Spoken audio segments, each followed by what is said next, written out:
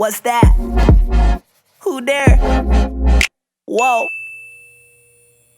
right, guys, I've got Lucie Fink here with me. Lucie, welcome to the show. Thank you so much for doing this. Thank you. I'm so excited. Yeah, same. So I'm stoked for this episode because it's going to be a little bit different of what we typically do on the show. So typically we feature founders of like household startup companies that you may recognize, like Morning Brew or The Sill. Those are two we've had on that were popular episodes. But you're a full-time creator with your own media company. You've got almost 300K subscribers on YouTube, almost 200K on Instagram, and you engage with millions of people on the internet. And so I'm really excited for this conversation to just dive into the mind of a creator and kind of what it's like to build a media business from scratch. So thank you so much for being here. Of course. Yeah, I think it's an interesting perspective because I do call myself a business owner, but I don't have a product per se. Yeah, you are the product. I'm We'll the get into that. product. Yeah, exactly. So maybe just before we dive into, and I want to get into your background in the story, but maybe just like a quick surface level snapshot of kind of the different types of content that you cover and the topics that you cover, just so people who may not have heard of you can kind of ground themselves in the conversation. Yeah, so it's probably worth mentioning that I started my content creation career in a full-time position working at Refinery 29. So I began as their YouTube host and producer back in 2015, I think it was. And I basically created video content for their brand and their platforms and channels. And then in 2019, I slowly branched off and decided to just, sign with UTA, work on my own. That was when I built Lucie Fink Media. And I've sort of just transitioned my content away from creating content for a media company to creating more lifestyle content as an individual creator. So today I create content for YouTube, which is my biggest platform, and Instagram. Obviously, as new platforms come up, I make sure I'm on all of them. So I also recently hit 100K on TikTok. And I also have 100K on Snapchat, although I never really open Snapchat anymore. But I kind of just share my content across platforms, Pinterest, Twitter, wherever I can get my content out. Every platform really helps and counts. And I feel like my content can best be described as lifestyle entertainment content with a bit of an educational twist. So I've started to sort of switch into the content creation space where I'm ideally hoping to be a content creator for aspiring content creators. So I do a lot of teaching about how to be a creator, how to build a channel. I do private coaching and consulting for people who want to learn how to edit video content and how to produce video content.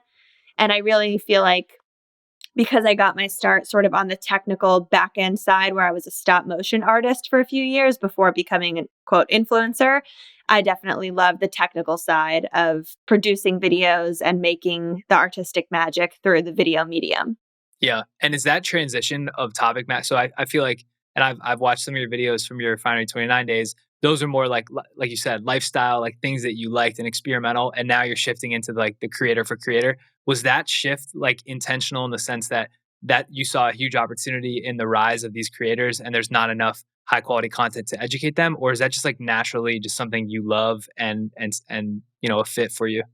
I think it was more of a natural shift just towards, allowing myself to explore what I actually really like talking about.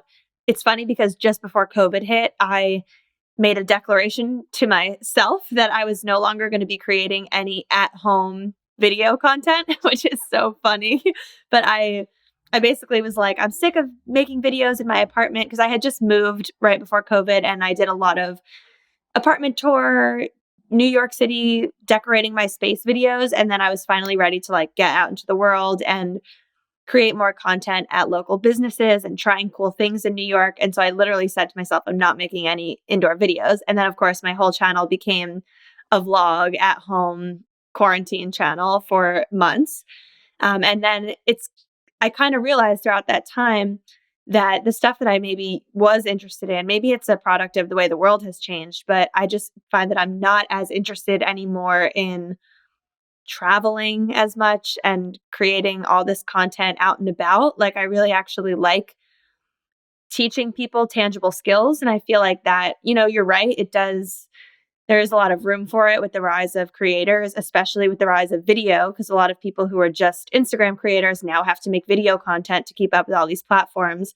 And I really just felt like I had this tangible skill that a lot of other creators were already looking to me for and already curious about my ability to create video content, especially with YouTube. Like, a lot of Instagrammers don't have YouTube channels. And I find that the Instagrammers that are also on YouTube have the strongest engaged followings on Instagram, just because their followers know them more personally from their video content. So I kind of just decided to lean into that space and blow it up as big as I could. Yeah, that's awesome. And we're definitely going to dive into that more too as we go. But one of the things I wanted you to hit on was kind of your background and the trajectory that got you here. Because I think what's fascinating is, like, you really got deep roots now as a creator, but that wasn't always what you wanted to do. Like, you went to school for something else, and then you've had this really interesting career path. So maybe just talk about like what that looked like and how you made the transition from producer to then on camera talent, and then from on camera talent, to now running your own company. Yeah, well, to go way back to school, so I went to Johns Hopkins University, and I initially went in with the mindset that I was pre-med and I was a neuroscience major. And I started taking those classes and realized that it was not the right fit for me for a number of reasons, and decided to switch to do something creative. And I think one of the main reasons I knew it wasn't for me is just because I was a neuroscience major for my whole freshman year, and I found that I was putting so much more attention and energy into the video content that I was producing as my extracurricular activity. So I basically went to the admissions office of Hopkins my freshman year and pitched a YouTube series. And then that turned into, over the 4 years of me going to school there, that turned into an on-campus job, which then allowed me to have this creative reel when I graduated, showing me on camera with content I had produced. But just that freshman year, it was very clear to me what I wanted to be doing, and that the medical route wasn't really right for me. So I switched my major and decided to go the creative route, not necessarily knowing what sort of careers that would lead me to. I was hoping I could do a career like what I have today, but this wasn't really a career option. Definitely not something they would share at the career fair. Like, you could become an influencer. And in 2010, 2011, like, this wasn't really a job. So I always thought, if I'm going to be on camera, I'm going to be a news reporter or like potentially a celebrity gossip reporter. And neither of those routes spoke to me. So when it came time to graduate, I just had to choose what sort of job in the media world I wanted to take. And I was always interested in video. And even if I couldn't be in the videos, I was like, I know I want to be a producer and produce video content. So my first job was at an advertising agency, Ogilvy and Mather, where I produced a lot of their video content for brands, and then just kind of couldn't keep my mouth shut about what I wanted to do and how I wanted to be on camera and, create content about my life. But that it still wasn't really a thing that I felt like was a viable career option. So I just kind of kept talking about it. And on the weekends, I would like shoot my own little fun things for Instagram or Facebook, which was the platform of the moment. And that was actually when I discovered stop motion. So I found stop motion, started making loads of them. That slowly turned into a little side hustle where brands were paying me to make these short 15-second Instagram videos for them. But still, I was not in the content. It was just artistic content that I was producing. And then my nonstop chattering about what I wanted to do actually paid off one day when this woman who worked at Ogilvy, who was like the global North America chief creative officer of Ogilvy, moved to Refinery 29 to be the COO and mentioned me to the video team there. And I had an interview with them. It was in 2015 when they were just starting their video division. And that was when, BuzzFeed and Refinery and Vice were all getting all the injection of investments for video specifically. So it was kind of the perfect time. And I joined the Refinery team in September 2015. And that was sort of the first time I got the opportunity to go on camera and for something I actually wanted to be in, not news and not celebrity gossip, but just more lifestyle. And I got to pitch the YouTube series that I wanted to produce myself and be in. And it was just like a right place, right time, really kind of like fast track way to influencership, because I got to start my career on the back of this big media company that had loads of people already following it. Yeah. And that's a perfect segue to one of the things I wanted to ask you was this idea of like, so you had an amazing run at Refinery 29, then you left, you started your own thing. And right, like it's an obvious jumping off point for most people, right? They think, okay, I'm killing it on my job, but like I'm not getting a lot of the upside or whatever it is, right? And then they want to either go out on their own and test that. And some people leave and do it successfully, like you're doing. Some people leave, it doesn't go their way. They end up going back to a job. Other people don't leave and then regret it for the rest of their life. And so I'm curious if you could just walk us through, like, put yourself back in the final months, or maybe this was in the motion even before that at Refinery 29, and you're like, I think I can do this on my own. Like, what was the thought process there, and how did you get to the point where you're like, I'm going to leave and go do this? It took a lot longer than I wanted it to, but it was a basic drawn out process of me starting to get approached by brands and starting to realize, at first I thought these brands want to work with me because I work at Refinery. So they want access to Refinery's content. Most brands want it to be integrated into my Refinery videos. But slowly, as my Instagram started to grow, brands were reaching out to just be on my Instagram account, standard influencer partnerships. And it was sort of this up in the air question of, am I allowed to do this? I'm an employee. And especially being the type of employee I was, I'm sort of like a face of the brand. So there was a whole internal debate at the company about if it was okay for one of Refinery's main faces to promote a brand if, say, Refinery as a company was doing a partnership with a competing brand. Does that look like it's a conflict of interest? And I thought no, because I obviously wasn't getting paid for Refinery's other partnerships.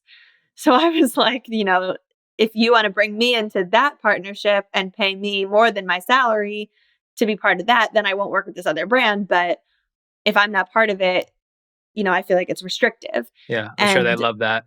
it was a big question. It was even a question of if I was allowed to start posting content on my own YouTube channel, which thankfully I got approved after a few meetings. But it was some question, there were questions about if people would unsubscribe to Refinery, if I could give them just my content. There were a lot of comments on my Refinery videos, which is really sweet. But like a lot of comments of people being like, I only subscribe to this channel for Lucie. So then if I started my own channel, would people leave? I didn't think they would leave. I thought people would just, it's not like Instagram where you unfollow. Like people just stay subscribed on YouTube and they want all the content.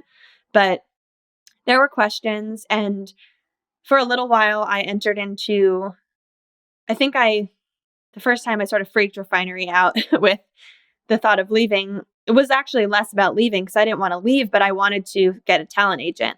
And that was when we first entered into like the first phase of my new situation with them, which was sort of this hybrid model where they signed me as talent. And so Refinery 29 was like my talent agent for a little while. And any deal that came into me, they were negotiating for me and taking commission like an agent. But it was still tricky. It was still not exactly apples to apples the way it would be at an agency. Like the commission structure was very different because I was also a salaried employee. And for like a whole host of reasons, it was confusing. And eventually I was getting a lot of outreach from agents and managers who wanted to work with me, who were sort of trying to convince me to leave. And it took me a little while, but come 2019. So in 2018, I had the opportunity to do it and I decided to wait one more year. And then 2019, I was like, this is my year. I knew starting January of 2019 that I wanted to sign with UTA. I had met with this agent that I wanted to sign with. And I basically didn't give Refinery, I didn't ask if I could. I said, I'm doing this. And if you want to still work with me, I'm happy to. But if this is the end, then it's the end. And they were flexible. So they let me work with them throughout the whole year of 2019 on a contractual basis while I was off on my own.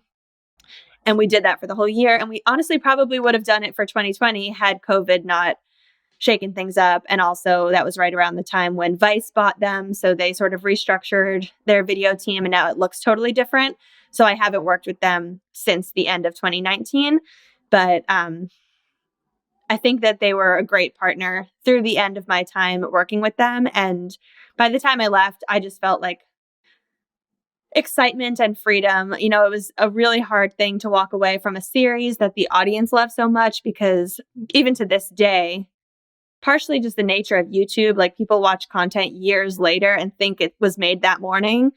So I get questions, I get DMs every day that are like, when's your next Try Living with Lucie coming out? And I'm like, I haven't worked there in 3 years. But people don't know that. And people see it on YouTube or Facebook, and Refinery still reposts it on all platforms. So people see it and think it's new, which I guess is good for me. But it's also, I'm not doing that anymore. So I have to just kind of keep responding to people that I have a new channel and you can go watch my new content there. Yeah. It's honestly fast. So it sounds like you kind of got the best of both worlds in the sense that it was probably stressful for you in the moment, but you were able to kind of double dip. Like you got the salary, but you're also at some point able to go hybrid, and then they were your first client. So that's definitely the perfect like scenario. It sounds like, but it is such a fascinating point where like Refinery kind of like owns you in a weird way, right? Like they own all the not like in a bad way, but they own all the inbound offers, and like they're taking commission and they're controlling what you're doing. And like when it's the same thing with all of these companies, right? Like Barstool Sports is one that I follow. They have so many celebrities, and it's like, are they allowed to grow their personal followings on the side in parallel and take advantage of that, and then jump up on their own or not? So it's kind of interesting that you rode that wave, because I think now a lot of media personality first companies are having to navigate that right away. Like they put it in their contracts now. So that's actually, I think Refinery did a pretty good job at it because they were aware while I was working there that this like whole influencer digital creator thing was rising. And we had somewhat of a model because there were a few people at BuzzFeed who had done the same thing and maybe like 1 year before me. So we're already getting to a point of maybe leaving, maybe signing on their own. A lot of videos had already been posted on YouTube that were called like Why I Left BuzzFeed. So it was very clear to my employers that like this could be me any minute if things aren't handled properly. And actually, I remember specifically one conversation I had with our chief content officer where she told me like, you know, because BuzzFeed I feel like was a little bit more restrictive with their employees. And I had a couple of friends that worked there and I asked them about it. And I don't know if you remember this or if you followed any BuzzFeed talent, but they actually weren't allowed to put their own Instagram handles or like tag their own Facebook pages in any of the content they created. So they had to create a page called like BuzzFeed Lucie, where that's what they were tagging. And those pages would accrue millions of followers. And then when they left, it was owned by BuzzFeed. And Refinery thankfully never made me make a page, you know, Refinery 29 Lucie or anything that they owned. So, and they actually said to me, you know, we recognize that our platform is not quite as large as BuzzFeed. So as a trade-off for you not having such a big platform, we are giving you the ability to grow your own platform alongside it. And you can tag your Instagram in all of our YouTube content. And they actually really liked when I shared their content on my own platform. Even though it was helping me, it was also helping them. So they were pretty good partners in that way. But yeah, it's just a tricky world. It's wild. Yeah. So let's shift a little bit to, you know, like your personal channels and your personal growth. So I know you have like, you're killing it now. You have a pretty big following across a variety of places, as you mentioned. When you think about like inflection points in that growth, was there like a video or a post or a topic that comes to mind that was like a huge like level up moment, or has it really just been pretty steady from the beginning of you like focusing on your personal channels? In the beginning, it was very steady. I remember being at Refinery and I remember watching my personal channels go from like 2,000 to 5,000 to 10,000 to 15. And it was like a linear slow growth over time, which I always say as a creator, that's kind of the best way to grow. I feel like obviously everyone wants something to just go viral overnight and bring them a million eyeballs in the morning. But I find that accounts that have that happen, often it's more of a short-term success and people aren't really invested. So they came for one thing. And then if you never post anything like that again, they'll probably leave or just be a ghost follower. But if you just are slowly growing over time, I think that's a sign that people are finding you and staying. And if your engagement's growing alongside that, that's a good sign. And that is definitely how it happened for me. I think once I got to, there were certain times where it was like faster growth than others. Like for some reason, going between 70 to 80K was like so slow. And then 80 to 100 happened in like a month. So I don't really know exactly why, but I mean, there were various things that I can point to that definitely were big growth drivers, specifically for Instagram, which I would say are when I was at Refinery, when certain videos of mine would come out on Snapchat Discover, which was like the big platform at the time, it would bring me thousands of Instagram followers that day. And that's just content that's up for 24 hours on the Discover platform. But at the time, they were getting like 7 million views a day. So I would wake up with thousands of new followers on those days.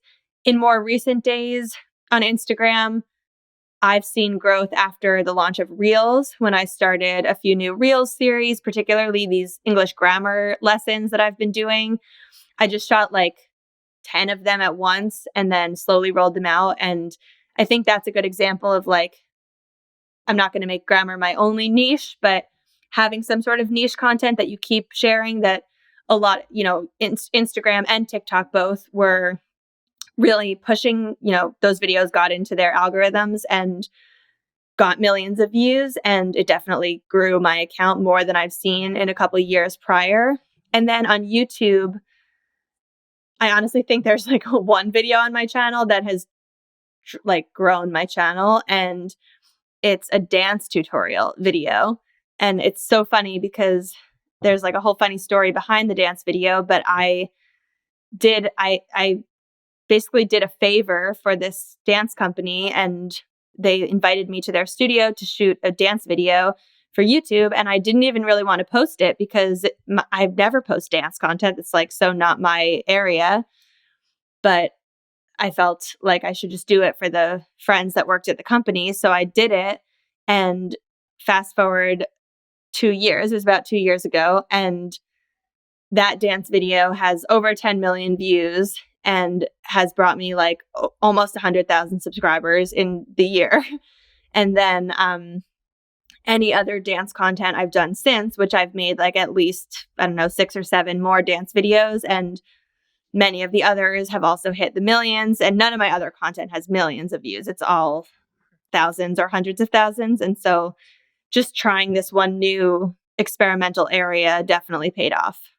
Yeah, that's wild. So I have a few questions like I'm calling beneath the hood a little bit. And the first one's around like the business model of your media company and like monetization. So I feel like, there's a lot of people that are probably uninformed out there who see content creators and they see like millions and millions of views and they think, oh, they're making tons of money, or they're thinking, oh, they're not making tons of money, but they don't really know like what's actually going on. And so I know for a business like yours, right, you're making money on the YouTube AdSense for the ads in their pre-roll or during the videos, but you also have things like courses and one-on-one training and coaching, and you have affiliate product links, I'm sure, and you have those direct brand deals. So maybe, just talk a little bit about, and you don't have to go into specifics if you don't want to, but maybe just like break down how you think about the mix and like what are the most exciting, monetization channels for you, and how do you think about that over time? I think, without a doubt, the number one source of income, somewhere between 95 to 99% of my income, is just sponsorships. So that is everything from a brand that wants a picture on my Instagram feed, but more recently, there's more custom programs around it. So, Instagram story sequences over a span of the campaign, an integration into a YouTube video, which would be like a 60 to 90 second ad in a wider YouTube video, For a higher ask on YouTube, there could be a full-on sponsored YouTube video where the whole video is sponsored and it's like basically a piece of entertainment branded content. And with the rise of other platforms, like I know everyone gets stressed about new platforms popping up and needing to be on all these platforms, but at least with TikTok, a big way I grew was just repurposing the content I had for other platforms and just showing up there. And now it has become almost like equal income to what I can get for Instagram, just because brands want to be there too. So it's really just added another income stream just by having to repurpose my content for another platform. And I would definitely say just most of the income is those sponsorships, and that's the largest chunk. The secondary sources, I guess, I wouldn't say I have like 10 streams of income and here's a tier. It's really just like that one chunk and then everything else for me. And for me, everything else would be, I guess, on the larger end of it would be the YouTube ad revenue, which I say large, but like, and obviously it's all relative to how much people can make from that. But I don't find that YouTube ad revenue, even on an account with almost 300,000 subscribers that does relatively well, I don't think it's any sort of like sustainable income if that was all you were doing. It's definitely a nice background check every month, but really like I've shared this publicly before, that one video that has done really well, which has like over 10 million views. If I recently looked at the analytics on the back end, and I think I've made like maybe $13,000 from that one video, which is amazing because all I did was dance for 20 minutes. But at the same time, like you can't live off that forever. Like that's been really cool. And it's been slow and steady over time. And it's exciting that I could maybe monetize off that for the rest of my life. But yeah, so that YouTube video has just done really well. Then on the side of the YouTube ad revenue, there is those, Instagram course. I have an Instagram course and a stop motion course that are for sale with the cart open at different times. And those mostly bring in money just around the week that I launch them. But then when they're just kind of like dormant, they obviously don't do much. And at least with the Instagram course, that was a course that I did with a friend. So we split the revenue on it. And I mean, it did better than I thought it would do, but it definitely was, it's probably equivalent to me of doing 2 really good brand deals, which was great. But that's just 2 brand deals for the whole marketing of this course that we spent a year building. So I don't think the course is either, a major driver of income. Then I have a Patreon community, which I just think of as like a fun way to connect with people once a month and do a live call. But it obviously brings in some money every time I do the live call. I think of it as being like, I'm making more for that call than I would if I was scheduling a one-on-one call with someone. So it's definitely a lot because it's like 50 people at once instead of a one-on-one, but it's still just once a month and nothing crazy. And then I guess the last and smallest would be any sort of affiliate marketing sales that you make, which I definitely is not a big part of my business at all. We try not to do any partnerships I definitely don't do any partnerships that are just payment through affiliate sales. Usually it's like a payment for the partnership and then affiliate revenue if you make it. But that's been like, I don't know, my Amazon account makes like $70 a month. So it's definitely, you can sell a lot of stuff and make nothing with affiliate. So I'd be wary of that. Yeah.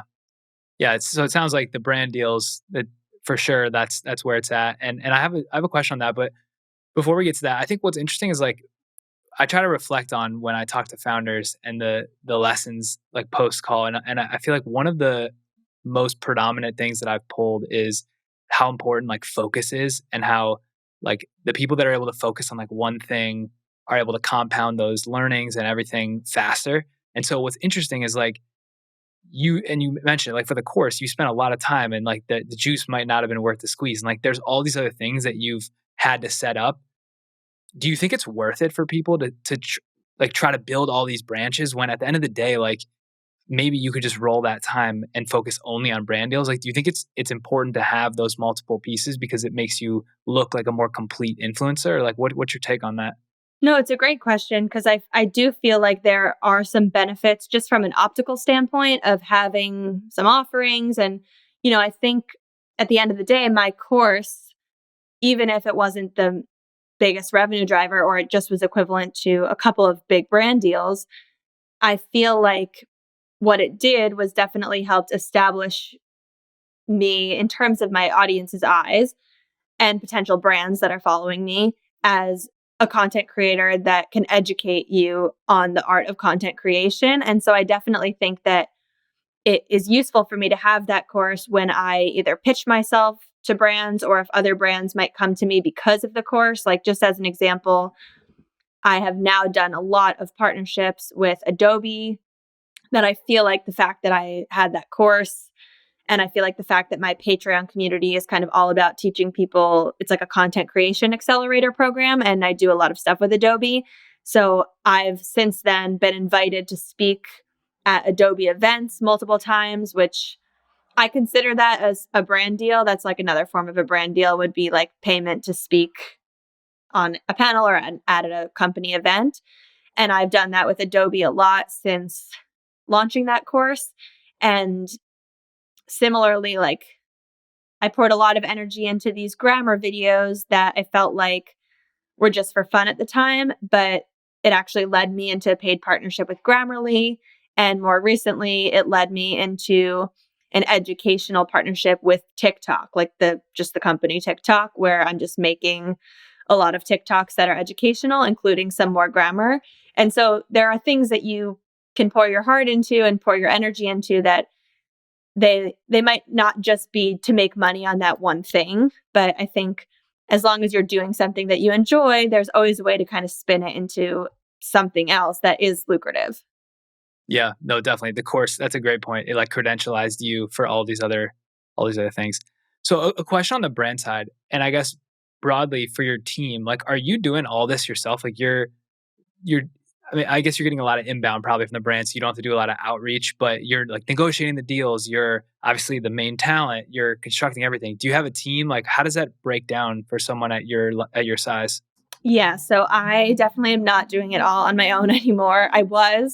Up until up until I guess I first started having Refinery help me, then they became the negotiators for the brand deals. But in more recent days, so I feel like I look at my business as two separate businesses. So there's the branded side, which is pretty much run by my team at United Talent Agency.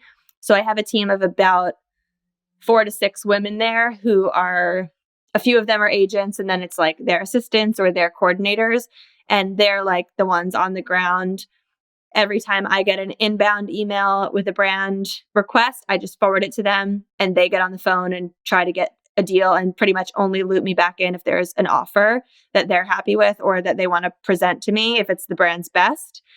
And then they also are, managing, they're also doing outreach that's not coming from me. So whether it's their previous clients or, they're working with brands through other clients and they can pitch me and their other clients for those same brands. They're doing a lot of my partnerships that come in are just from them that never came to my inbox. And then I guess there's another subset of partnerships where it would be like, I'm interested in a partnership with a brand. So I just email them and say, can you try to get a deal with this brand? I really love it. And they'll do what they can to get in touch. So that's like the branded side. And that's all UTA, as well as a lawyer who is looped into every email and does all the contracts and just sends me a DocuSign once it's ready to go. And I basically shouldn't say this, but I basically don't even read it. I just click next, next, next because I trust their team is doing everything safely. I just look at the compensation line and the deliverables and make sure it's what I agreed to, and then I sign it. So that's that side. And then on the other side I think of is more of like the editorial side of my business where I just need to kind of keep things moving. And this includes content that I'm creating that is not sponsored, as well as all the content creation, all the content that is sponsored needing to like go live and get up there and be shared. So on this side, I have 2 current people who work for me, both in like a part-time capacity. One is a virtual assistant who does a lot of, graphics creation, copywriting for YouTube description boxes, adding closed captioning, creating Instagram stories to push to video content that I'm making, all that.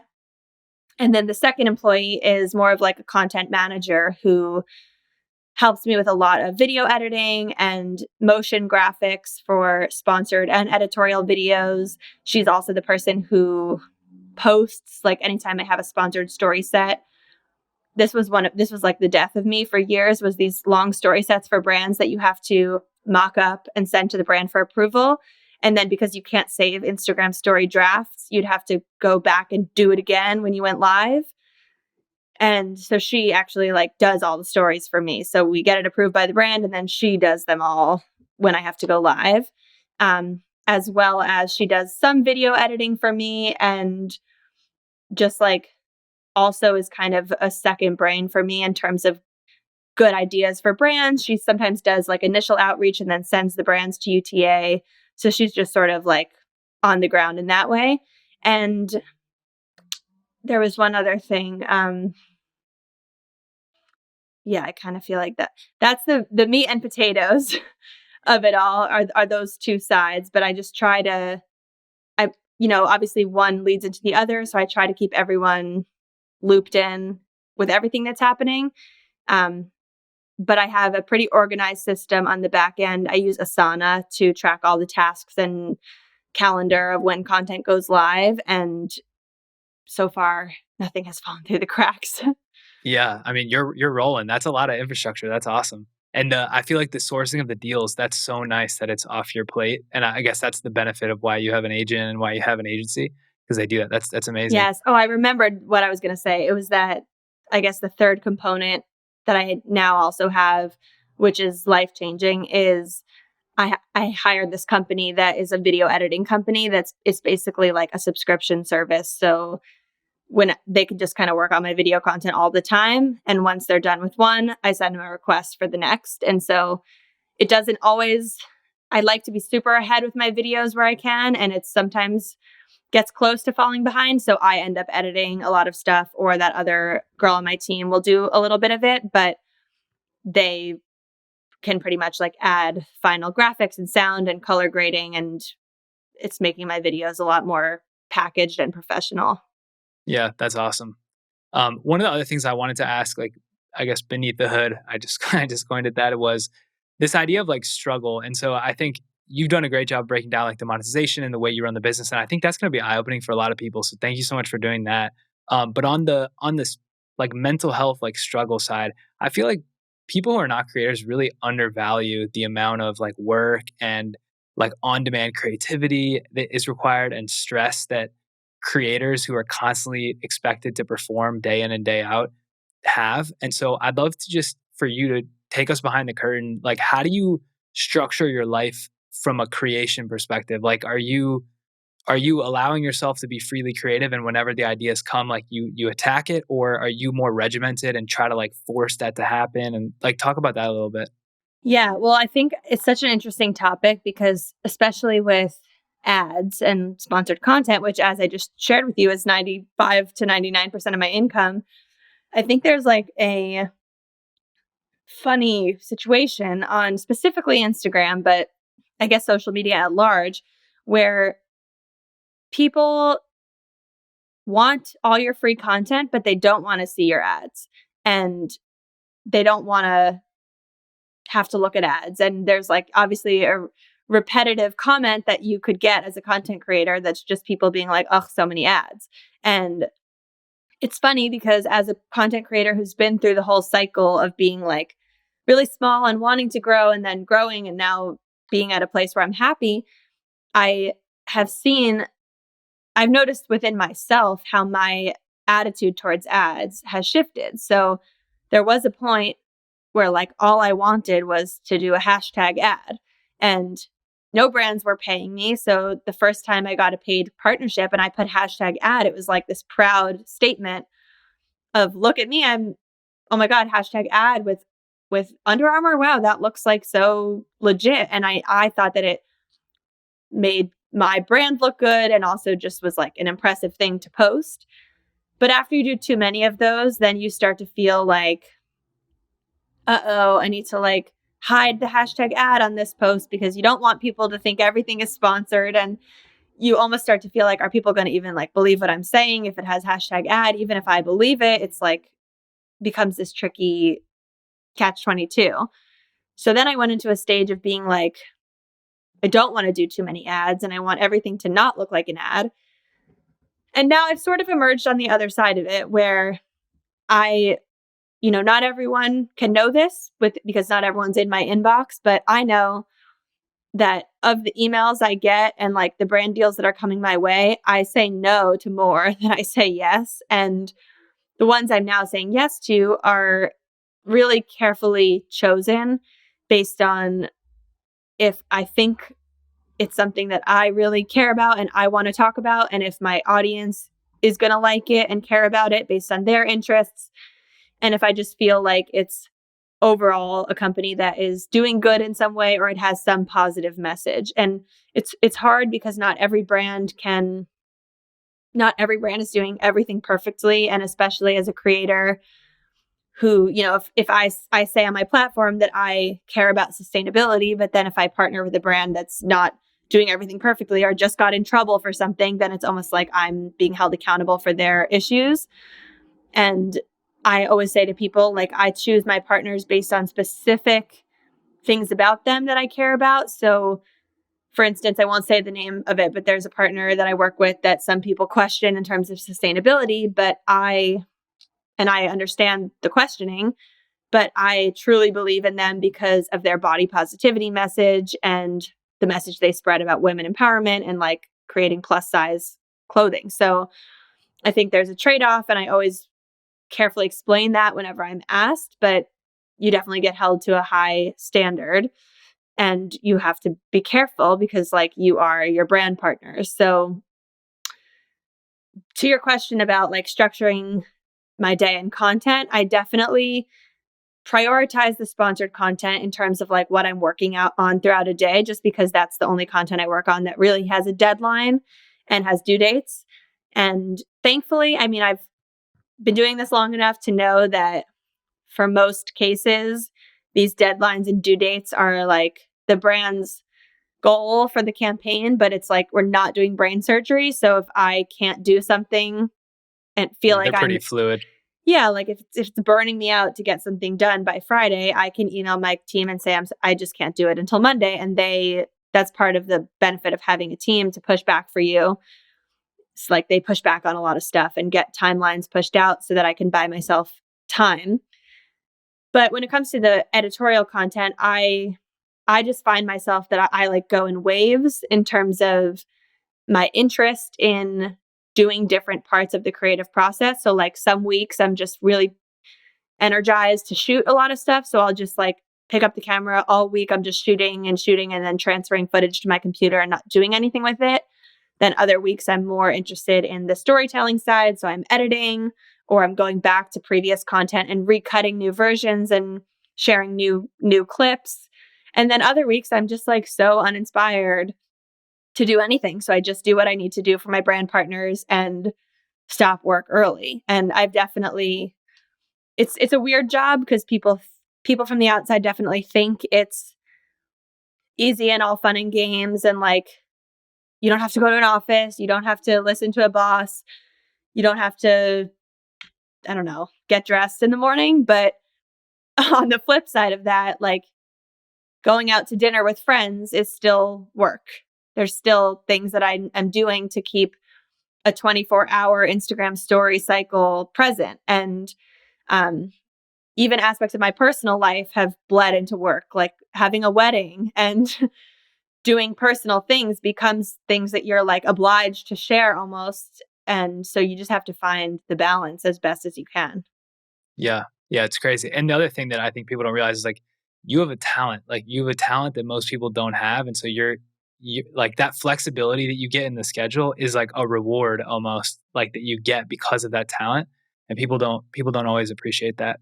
No, that's definitely, I agree with that. And I didn't realize that about, at least when it came to hosting videos, I didn't realize the talent aspect until much later in my life because I think I just always loved videos. And I literally have like baby videos where I'm making videos and basically like vlogging when I was 8 and didn't know what I was doing.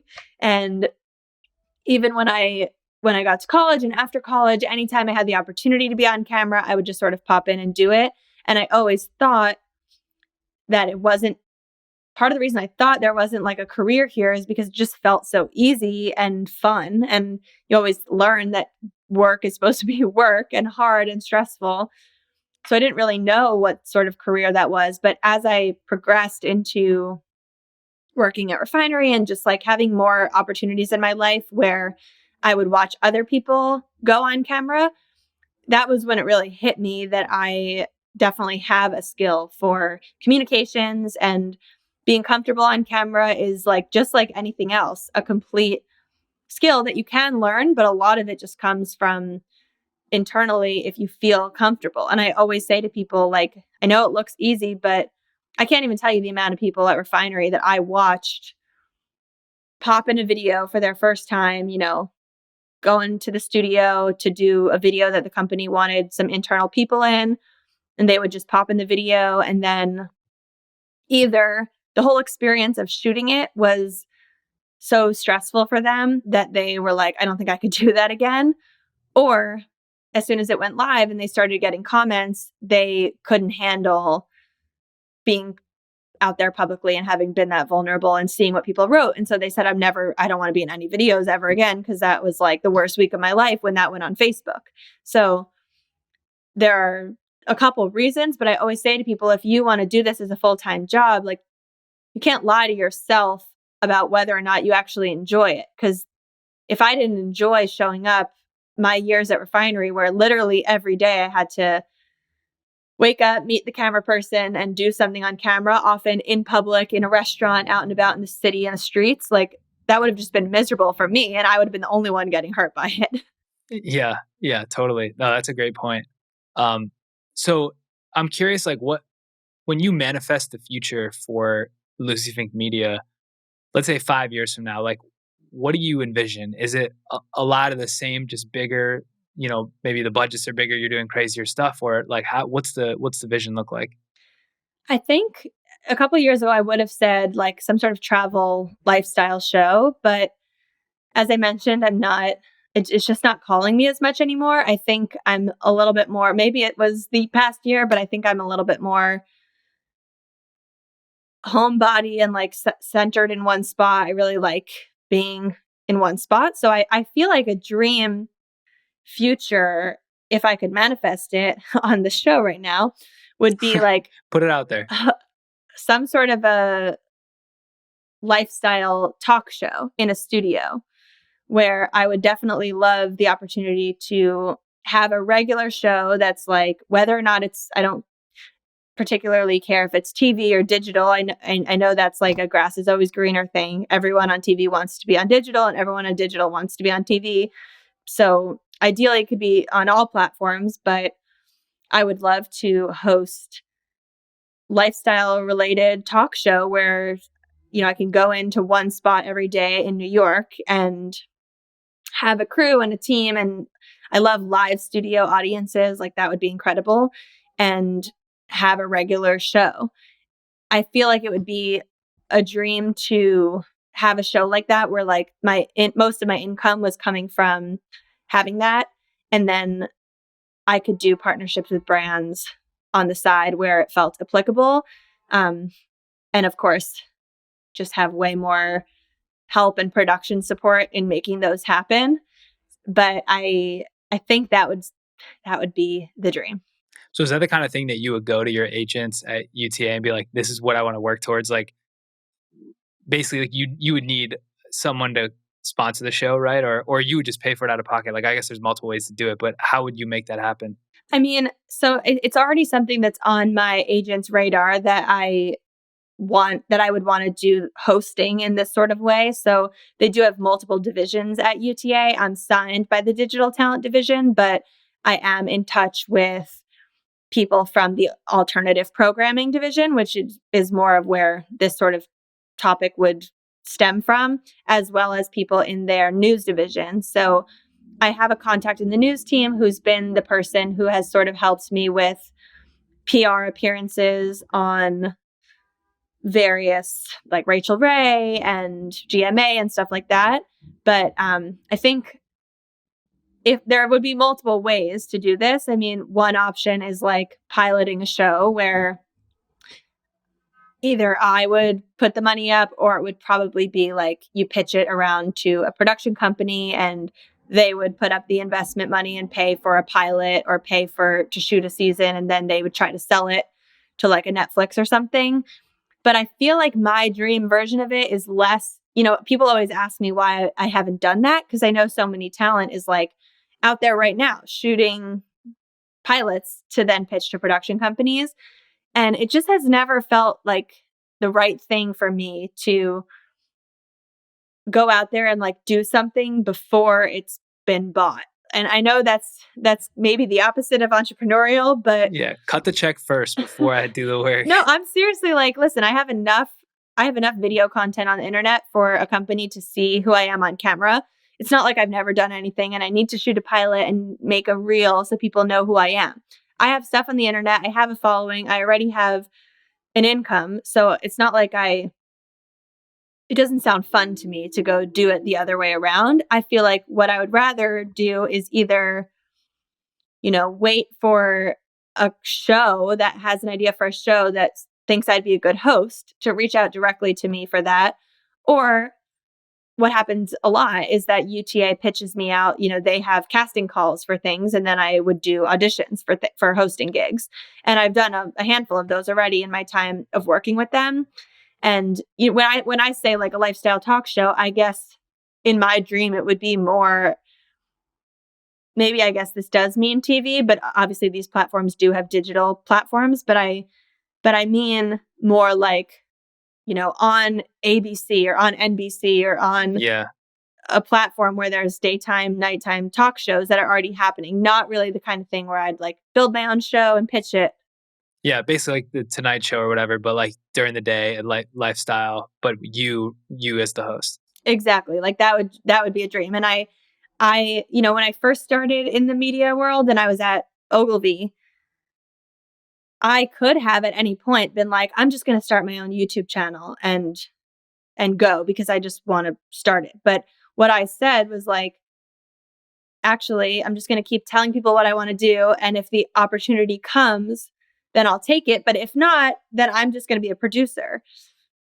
And like, I don't know, maybe someone would consider that not a go-getter strategy, but I feel like I sort of have the same approach with this, where I'm really happy. It's not like I'm unhappy with my career. I'm really happy with what I'm doing. I'm super busy. It's not like I have all this free time to make a pilot. So I feel like what makes most sense to me is keep doing what I'm doing.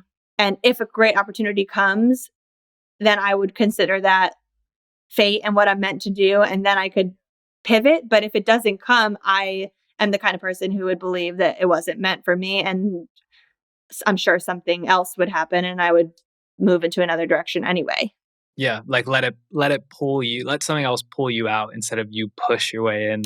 Exactly. I like that a lot. And even my partnership with UTA, like it felt so good from the beginning, because the agent there who I ended up signing with scouted me out and took me out to breakfast. And like, she was the only agent I met with that was a woman, and we had a really great connection. But like, she was a fan of mine who wanted to sign me. Whereas some other places I was meeting with, I felt like I was pitching myself and it was like going against the grain. And it didn't feel like they cared as much. So I almost feel similar about this, where like, I don't want to be clawing my way to the top, like America's Next Top Model style, against all these other hosts. I want to do a show where like the producer is like, we want Lucie for this. Yeah, it was custom made for you, basically. Right. Yeah. All right. Well, you heard it here first on this show. we'll look back on this in a few years when you have your own show for sure. I sure Um, hope so. That'd be great. yeah. All right. So let's shift gears a little bit. I have a few more questions for you. One is this idea of the creator manifesto. So we ask this on to every guest, usually the startup manifesto. For this, we're going to shift it slightly, but the creator manifesto is essentially what are the 5 most important key lessons or pitfalls to avoid when starting out as a creator? Okay, so I think number one would be like in the starting phase when you're just getting started is to make sure that you're not afraid to show up even when no one is listening yet. And that's just like if you're going to start any platform, no one's there when you first start. So you have to show up and keep showing up even if you feel like no one's listening. The next would be making sure that you don't let comments or other people's opinions really get to you. Obviously, if people are being constructive or if you're doing something blatantly wrong and everyone's calling you out, that's different. But if it's just people letting you know that they hate your voice or they don't like your style, like really build up that protective layer around yourself so that that doesn't stop you from showing up. I guess the next one would be, a lot of creators out there get this like competitive mindset with other creators, and they can oftentimes like stop looking at other creators' work because they don't want to feel all the feelings that come with seeing someone else doing something that they want to do. But I would say to like keep other creators on your radar as a way of being inspired and try to look at it as inspiration. Like everyone is sort of making content based on what else they're seeing. Nothing these days is fully original. So allow yourself to get inspired by other creators and to see what they're doing as like a spark of what you could do and give you a future idea. I guess my next one would be trying your very hardest to, even though this is like your job, really try to not let it become your life and really try to keep up like your own personal life outside of it. I'm not saying that means like keep a lot of stuff a secret, but I just mean like I always say to people that I love making YouTube videos, I love being on camera, but I love just being Lucie more and actually just living my normal life and taking care of my plants. And yes, I am lucky because I could show my plants on my channel and that's part of my work, but it's also like just care about yourself more than your job. And then the last one would be just don't stop because, it's all about consistency and continuing, especially like YouTube. These platforms take years for people to grow on. And I feel like obviously success is not guaranteed for anyone on these platforms, but success is guaranteed to not happen for people who stop in the middle or beginning because they're like, it's not going anywhere. So keep plowing through, keep moving, and don't stop posting. I love it. That's a great list. Thank you for that. All right, two more questions for you. So the first one, and this may be the $500 an hour question if I was a coaching client, but let's pretend that I'm starting from scratch and I want to be a content creator. Let's say I have no brand, no one knows who I am, no starting point. I have relatively little know-how, but like I definitely want to learn. And I have you as my coach. So that's like my one thing that I've got going for me. What would you tell me? Like, what do I focus on? Where should I start? Where do you think is the most opportunity for someone? And I know that's a broad question, but let's just Yeah, let it fly. I definitely think in today's day and age, learning video is important. So even if I just think one of the big hurdles people can't get past is like a lot of people just edit with iMovie and they don't even know how to like size a video to fit on a platform like Reels or TikTok or Instagram feed or Facebook, which all have different dimensions. So learning like actual video creation, whether that's just knowing the basics of how to like pull clips from your iPhone into an editing software, edit them around, add music and or text, and then export in the proper dimensions is like that's where the magic is being able to make those stories and pull them together. And the people who can't do it because they never learned and don't want to take the time to learn, they resort to some of the things these days like TikTok green screen and things that are, it's great that those platforms are available. But in terms of like, I feel like when I'm paid by a brand, it's not only because of my following, but it's because of the quality of the content that I've learned to create. So anyone can have a following, but not everyone's going to have the skills of knowing how to make good quality content. I think that's going to last longer than the following. So I would say investing in learning skills and really dedicating time to it. Then I would say not waiting until you have the perfect branding or the perfect idea for a series to like start just getting content up. And just the more content you have, the better. Any account that's successful has just like loads of content, and some stuff does well and some doesn't. But like, I don't know. I definitely, especially on certain platforms, I definitely just don't care when content doesn't do well, because I know by now that like some stuff does well and some doesn't, and there's no rhyme or reason to it. But every platform I have has videos with millions of views and videos that didn't reach 5,000 views. So there's kind of no way to know, and you can't get down about those numbers. So just like keep going. And then I still believe there's value. I mean, I know the world's a little different these days with like starting as a content creator, but I still believe that the fact that I started at a company was like the reason that I am here. I mean, obviously so many people are creators without having started at a company. So there's a lot of examples that go against this, but if nothing else, it was like a fast track to. It was like a trampoline for you. Yeah. And not only in terms of like capturing their audience and getting people, but like all the learning of how to work with brand, how to speak to brand partners, how to be on set with clients, how to write an email, how to be in meetings, like stuff that I hear all the time from my talent agents that none of their clients know how to do, because none of their clients have ever had a real job.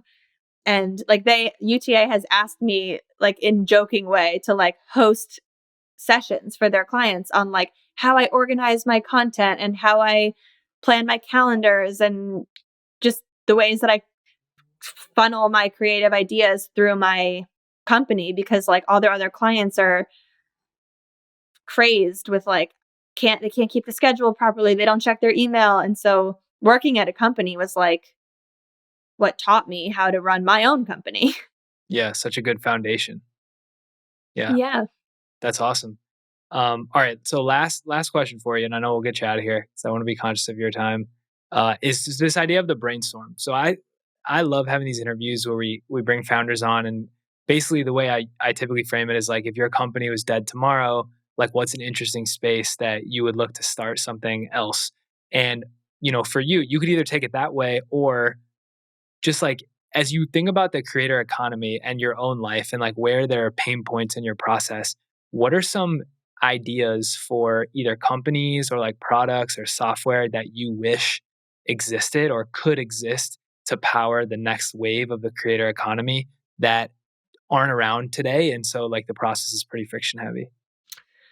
Oh, that's a great question. And when I read this question and you sent it to me, I sort of interpreted it a little differently, but I like this direction. I mean, I feel like some people have already started companies like this. I don't personally use any of them because I have UTA, but I feel like there should be a job that someone like you can hire someone that's like the overall content calendar coordinator. Like, I just feel like that's a big part of what I do is, and no one can do it but me, because I don't have people on my team necessarily like in my email inbox at all times, or even though there is someone who's logged into my Instagram account, she is not like, I don't give her free reign to just post anything. It's like she's posting specific things. And so I feel like having a tool or a person that would be like a second you in your business that like truly could, as long as you approve a partnership, can truly like organize the calendar of when everything's going live, like be the person to look at it and say, oh, we can't post this on that day because we have this other brand deal going up.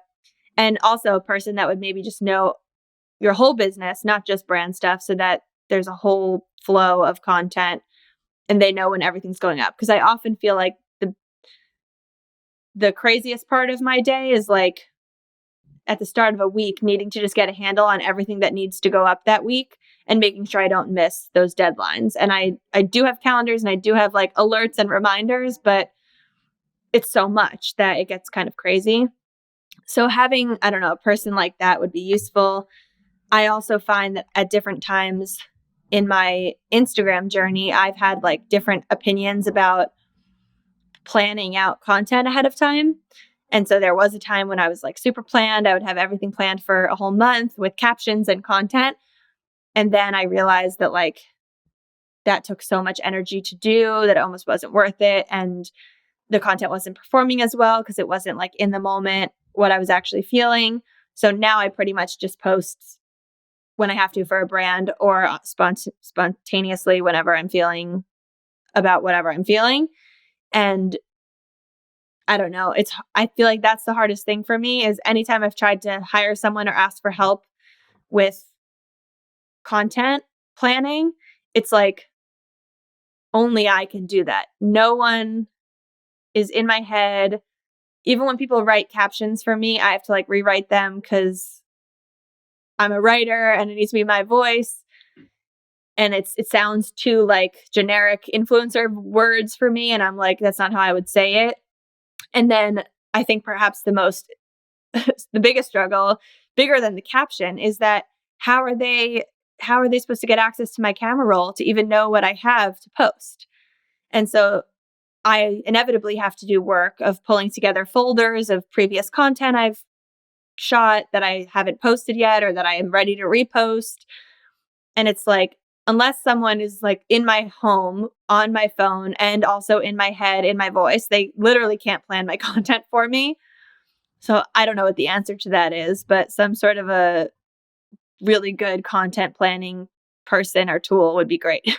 You need something like a kind of like a super admin. Well, so that there's a few issues, right? Which why I think it doesn't exist. Like the first is you would have to trust like a single person to give them unlimited access to everything. So like Right. that does exist in some places. Like some people have assistants that they've worked with for 30 years and they trust. That's one thing. Two, you would need like a tool that was like a super admin tool to your point where you could just like toggle a switch in your iPhone and it would auto dump everything to this shared place. And the same with your computer. But then again, it's that's also like I'm giving them my iPhone camera roll is Yeah, you're like giving a them mess. everything. I'm giving them the nudies I took. LOL, just kidding. But I'm Yeah. giving them, the weird selfie I took in the mirror to send my sister, as well as my highest quality content. You need like a way to, Apple should come out with a way to quick tag via voice or something. So when you take a pic, you press one button and you like say a word and it auto puts it in the right place. And you could just have like AB, like if you say work, everything goes in the work folder and then you just say nothing else for all the stuff you don't want to go. I think there's a way for Apple or someone to create like that software piece. But in my mind, it's the person. Like I just default to like not trusting a person with like all my stuff. Like I just feel like, so that's one thing. And then I was gonna say the other thing was, well, something that's interesting about this is like any person that would be your caliber, like a dope writer and would think like you, they would probably want to do this on their own. They'd like be doing this themselves. Yeah, they wouldn't want to work for you. So like there has to be a way where, and I think it's going to get this way, where like you could almost like equity split, but not in the whole business. Like there's upside for the other person. And so you kind of have like every creator team will be like two dope people. One is like the person whose brand and personality and face it is. The other one is almost the behind the scenes who's doing everything. But that person has to enjoy experience the upside, or else they'll never do it, right? So that's a really interesting concept that I think, because I've heard that in a lot of places. Like there are these top tier creators that are like, I just can't get the people to work on my team that are like the caliber I want. And the reason why is because it's so easy to do it themselves. They just want to build their own brand, right? Yeah, and I've had experiences both at Refinery and away from Refinery where I've worked with people who have some similar skill sets, and after a couple months, they are starting their own platform and channel, which is, I'm not the kind of person that's like, no, you can't start your own platform. Of course, I want them to be able to do what they're doing, but then it's like, where does your energy lie? Are you helping me grow my platform, or are you trying to grow? And by the end of my time at Refinery, when it came to like hiring interns and assistants and not, I never had an assistant at Refinery, but like people to join our video team, specifically producers, I would ask in the interview, like, do you want to be on camera? And I would prioritize the people who would say something like, oh no, like I'm not, I'm a behind the scenes person. I would do it if you needed me to, but don't want to do that, because some other people were like, yeah, actually, I want your job. Yeah, because then they're doing it on the side, splitting their time. Like I want someone who's, especially in a long-term position, who is like, even if they want to do something on camera themselves, they at least like working in a behind the scenes way, because I'm going to always need someone behind the scenes. Yeah. Honestly, I think like more broadly, this is going to be a problem that most companies face, which is like, because it's getting so easy, and not just for content, but everything is getting so much easier, like starting an e-commerce company or store, building a media brand, building software with no code tools. Everything is getting so easy that, not easy, but easier.